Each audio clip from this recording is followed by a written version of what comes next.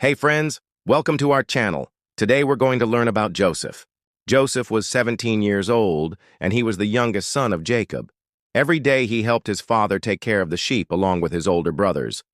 And Jacob loved Joseph more than all his sons, so much so that he made him a special coat of many colors. Genesis 37:3.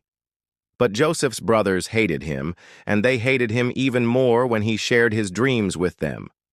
In one dream, their sheaves of grain bowed down to his, and in another, the sun, moon, and 11 stars bowed to him.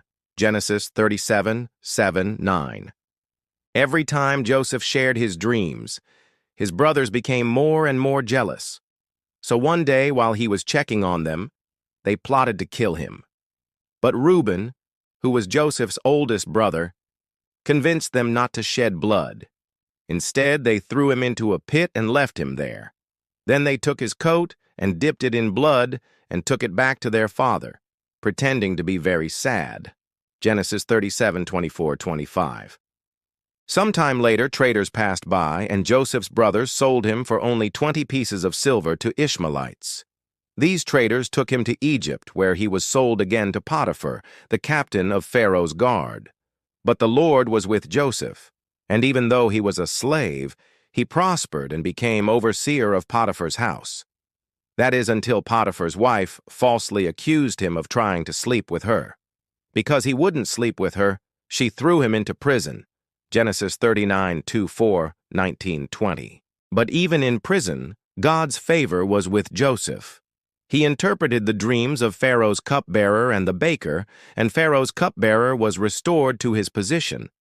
However, he forgot about Joseph for 2 whole years, until Pharaoh had some very troubling dreams. He dreamed of 7 fat cows being eaten by 7 thin ones, and 7 good heads of grain being swallowed by 7 thin ones. He called for his wise men and magicians, but none of them could explain these dreams.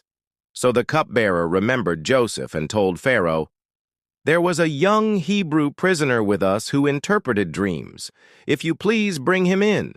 Genesis 41:17, 14:15. Pharaoh called for Joseph and said, "I had a dream last night, and no one can give an answer except you, if you please."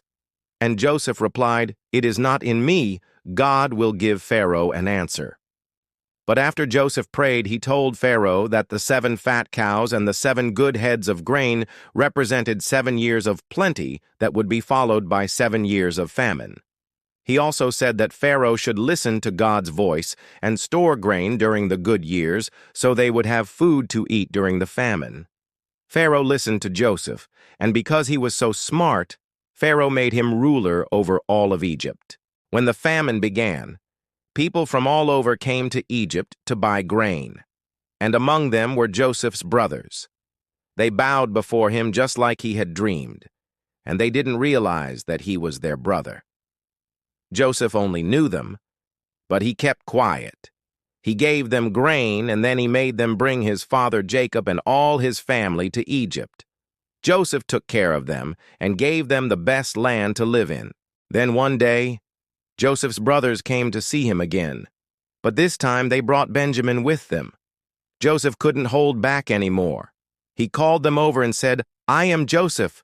Does my father still live?" At first they were very afraid, but Joseph comforted them and said, "Do not be grieved or angry with yourselves because you sold me here. For God meant it for good and not for evil, to save many people from death. For there were 7 years of famine in the land. And it was you who brought me here in the presence of Pharaoh, that he might send you grain and give you food for your families and for your little ones." Then Joseph embraced his brother Benjamin and hugged them all. After that, he told his whole family about God's promise to Abraham, Isaac, and Jacob, and how they would one day return to the promised land. Before he died, Joseph reminded his family, "God will surely visit you and bring you out of this land to the land he promised to Abraham, Isaac, and Jacob." Genesis 50:24. Friends, Joseph's life teaches us that no matter the betrayal, the suffering, or the delay, God's plan is always working for our good. We may not understand what's happening, but if we trust in God, we can know that He's with us, and He'll never leave us nor forsake us. If this story blessed you, subscribe to our channel for more powerful Bible stories and messages of hope. Thank you for watching, and stay tuned for more.